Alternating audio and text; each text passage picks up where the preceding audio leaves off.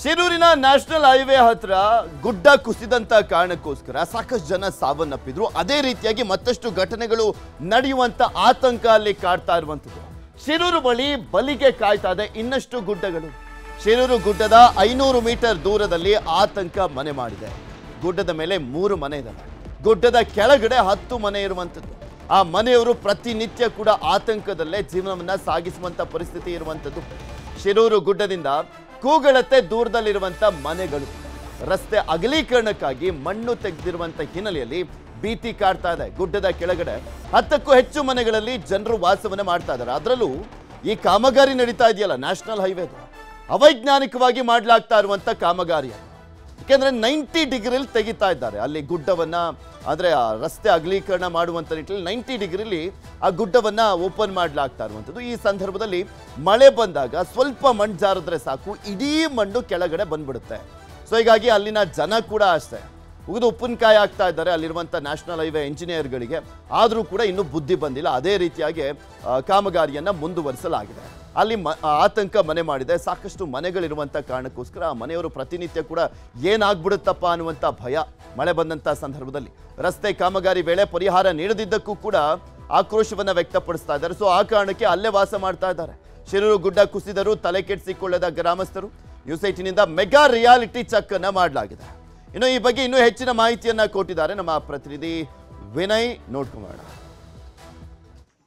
ಶಿರೂರು ಭಾಗದಲ್ಲಿ ಗುಡ್ಡ ಕುಸಿತದಿಂದಾಗಿ 11 ಜನ ಸಾವನ್ನಪ್ಪಿದ್ರು. ಈ ಘಟನೆ ಮಾಸುವ ಮುನ್ನವೇ ಇಲ್ಲೊಂದಿಷ್ಟು ಘಟನೆ ಅಂದ್ರೆ ಏನು ವಾತಾವರಣದಲ್ಲಿ ಇಲ್ಲಿ ನೋಡ್ತಾ ಹೋದ್ರೆ ಒಂದಿಷ್ಟು ಮತ್ತಷ್ಟು ಈ ಗುಡ್ಡ ಕುಸಿತಗಳು ಆಗುವ ಸಾಧ್ಯತೆ ಇದೆ. ನಾವೀಗ ಏನು ಶಿರೂರಿನ ಏನು ಗುಡ್ಡ ಕುಸಿತ ಆಗಿತ್ತು ಅದರ ಕೇವಲ 500 ಮೀಟರ್ ಅಂತರದಲ್ಲಿದ್ದೇವೆ. ಇಲ್ಲೊಂದು ಏನು ಚೆಕ್ ಪೋಸ್ಟ್ ಅನ್ನ ಮಾಡ್ಕೊಂಡಿದ್ದಾರೆ ಪೊಲೀಸರು. ಈ ಚೆಕ್ ಪೋಸ್ಟ್ ನಲ್ಲಿ ಯಾವ ಅಂದ್ರೆ ಈ ಕಾರ್ಯಾಚರಣೆಗೆ ಸಂಬಂಧಪಟ್ಟ ವ್ಯಕ್ತಿಗಳನ್ನು ಬಿಟ್ಟು ಹೊರತಾಗಿ ಯಾರನ್ನೂ ಕೂಡ ಒಳಗೆ ಬಿಡ್ತಾ ಇಲ್ಲ. ಇದು 2ನೇ ಚೆಕ್ ಪೋಸ್ಟ್.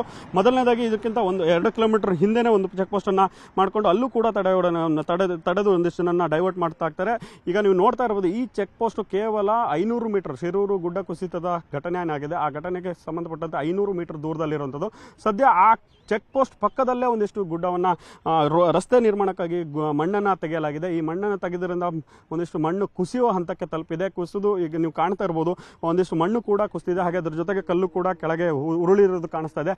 ಆದ್ರೆ ಈ ಬೆನ್ನಲ್ಲೇ ನೋಡ್ತಾ ಇದ್ರೆ ಅಪಾಯಕ್ಕೆ ಒಂದಿಷ್ಟು ದಾರಿಯನ್ನ ಮಾಡಿಕೊಟ್ಟಂತ ಇದೆ. ಯಾಕಂದ್ರೆ ಈಗ ಏನು ಮಣ್ಣು ಕುಸಿದಿದೆ ಅದರ ಮೇಲ್ಗಡೆನೆ 1-2 ಮನೆಗಳು ಕೂಡ ಈಗ ಸದ್ಯಕ್ಕೆ ವಾಸ ಇರುವ ಹಾಗೆ ಕಾಣಿಸ್ತಾ ಇದೆ. ಯಾಕಂದ್ರೆ ಮನೆಗಳು ಕೂಡ ಅಲ್ಲಿದ್ದಾವೆ. ಅದನ್ನ ತೆರವುಗೊಳಿಸಿದ್ದಾರೆ ಅನ್ನೋದಕ್ಕೂ ಕೂಡ ಮಾಹಿತಿ ಇಲ್ಲ. ಆದ್ರೆ 2 ಮನೆಗಳು ಕೂಡ ಅಲ್ಲಿರೋದು, ಜೊತೆಗೆ ಇನ್ನೊಂದು ಪಕ್ಕದಲ್ಲೂ ಕೂಡ ಒಂದಿಷ್ಟು ಮನೆಗಳಿದಾವೆ.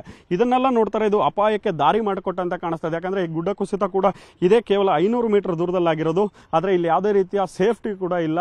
ಸದ್ಯಕ್ಕೆ ಈಗ ನೋಡ್ತಾ ಇರುವಂತ ಏನು ಜಾಗ ಇದೆ ಇದು ಕೇವಲ 500 ಮೀಟರ್ ದೂರದಲ್ಲಿರೋದ್ರಿಂದ ಇದಕ್ಕೂ ಕೂಡ ಒಂದಿಷ್ಟು ಏನು ಜಿಲ್ಲಾಧಿಕಾರಿಗಳಾಗಿರ್ಬೋದು ಹಾಗೆ ಇಲ್ಲಿ ಸ್ಥಳೀಯರ ಅಂದ್ರೆ ಏನು ಆಡಳಿತ ಇದ್ದಾವೆ MLA ಆಗಿರ್ಬೋದು ಎಲ್ಲರೂ ಕೂಡ ಇದನ್ನು ಗಮನ ಹರಿಸಿ ಏನು ಈ ಅಪಾಯ ಇರುವಂತಹ ಮನೆಗಳಲ್ಲಿ ಯಾರು ವಾಸವಾಗಿರ್ತಾರೆ ಅವರನ್ನ ಬೇರೆಡೆಗೆ ಸ್ಥಳಾಂತರಗೊಳಿಸಬೇಕು. ಹಾಗಾಗಿ ಆ ಕಾರ್ಯ ಕೂಡ ಆಗಬೇಕಾಗಿದೆ. ಯಾಕಂದ್ರೆ ಇಷ್ಟು ಅಪಾಯಕಾರಿಯಾದಂತಹ ಸನ್ನಿವೇಶದಲ್ಲಿ ಅವರು ಬದುಕ್ತಾ ಇದ್ದಾರೆ. ನೀವು ನೋಡ್ತಾ ಇರ್ಬೋದು ಮಣ್ಣನ್ನು ಆಗದು ಎಲ್ಲರೂ ಕೂಡ ಆ ಮನೆಗಳು ಕೂಡ ಅಲ್ಲೇ ಇದೆ. ಅದನ್ನ ಈಗ ಸದ್ಯದಲ್ಲಿ ಯಾವುದೇ ರೀತಿ ಅಂದ್ರೆ ರಸ್ತೆ ಆದರ ಮೇಲೆ ಅದನ್ನ ಸದ್ಯಕ್ಕೆ ಯಾವುದೇ ರೀತಿ ತೊಂದರೆಗಳಿಲ್ಲ. ಆದರೆ ಈಗ ನೆಕ್ಸ್ಟ್ ಮುಂದಿನ ದಿನಗಳಲ್ಲಿ ಗುಡ್ಡ ಕುಸಿತ ಏನಾದ್ರು ಸಂಭವಿಸಿದ್ರೆ 2 ಮನೆಗಳು ಕೂಡ ಯಾರ್ಯಾರು ವಾಸವಾಗಿದ್ರೆ ಅವರು ಕೂಡ ಮಣ್ಣಲ್ಲಿ ಸೇರ್ಕೊಳ್ಳುವಂತ ಹಂತಕ್ಕೆ ತಲುಪುತ್ತೆ.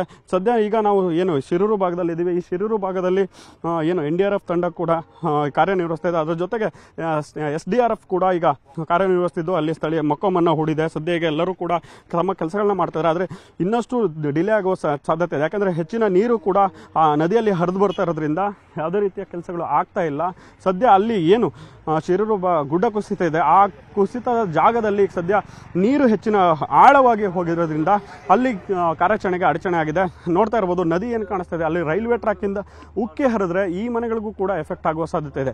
ಇದನ್ನೆಲ್ಲ ನೋಡ್ತಾ ಇದ್ರೆ ಈ ಭಾಗದಲ್ಲಿ ಯಾವುದೇ ರೀತಿಯ ಸೇಫ್ಟಿ ಇಲ್ಲ. ಸದ್ಯ ಯಾರು ಕೂಡ ಇಲ್ಲಿ ಬದುಕೋದಕ್ಕೂ ಕಷ್ಟ ಆಗುತ್ತೆ. ಯಾಕಂದ್ರೆ ಪ್ರವಾಹ ರೀತಿಯನ್ನು ಕೂಡ ಎದುರಿಸಬೇಕಾಗುತ್ತೆ. ಜೊತೆಗೆ ಗುಡ್ಡ ಕುಸಿತ ಕೂಡ ಎದುರಿಸಬೇಕಾದ ಪರಿಸ್ಥಿತಿ ಆಗುತ್ತೆ. ಹಾಗಾಗಿ ಇಲ್ಲಿಯ ಸ್ಥಳೀಯ ಆಡಳಿತ ಅದರ ಬಗ್ಗೆ ಎಲ್ಲ ಗಮನ ಹರಿಸಿಕೊಂಡು ಈಗ ಸದ್ಯ ಏನು ಅಪಾಯ ಮಟ್ಟ ಮೀರಿ ಹರಿತಾ ಇದೆ ಅದರ ಜೊತೆಗೆ ಈ ತರ ಗುಡ್ಡ ಕುಸಿತಗಳ ಏನು ಆಗುವ ಸಾಧ್ಯತೆಗಳಿದಾವೆ ಅವನ್ನು ಕೂಡ ಮುನ್ನೆಚ್ಚರಿಕೆಯಾಗಿ ಕ್ರಮಗಳನ್ನು ವಹಿಸಬೇಕಾಗಿದೆ.